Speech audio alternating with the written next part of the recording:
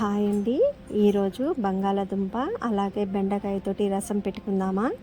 ఒక పావు కేజీ బెండకాయలు శుభ్రంగా కడిగి మీడియం పీసెస్ లాగా కట్ చేసుకున్నానండి. ఒక 2 బంగాళాదుంపలు కూడా పొట్టు తీసి కట్ చేసుకున్నాను. ఇప్పుడు ప్యాన్ పెట్టి కర్రీకి సరిపడా ఆయిల్ వేసి ఉల్లిగడ్డ ఒకటి, పచ్చిమిర్చి ఒక 5 కట్ చేసి వేసుకున్న తర్వాత కొంచెం కొత్తిమీర, కరివేపాకు వేసుకుందామండి.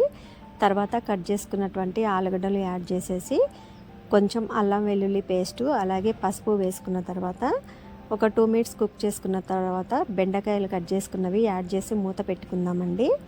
ఒక 2 మినిట్స్ కుక్ అయిన తర్వాత మనం టమాటా ఒకటి కట్ చేసి వేసుకుందామండి. టమాటా వేసుకుంటే రసం అనేది చిక్కగా వస్తుంది. టమాటా లేకపోతే లిక్విడ్గా వాటర్ లాగా ఉంటుందండి. అందువల్ల టమాటా వేసుకుందాం. ఇప్పుడు రుచికి సరిపడా సాల్ట్, కారం వేసుకున్న తర్వాత ఒక నిమ్మపండు సైజు అంటే 2 నిమ్మపండ్ల సైజు చింతపండు నానబెట్టుకొని రసం పిండి ఈ కర్రీలో వేసుకుందామండి.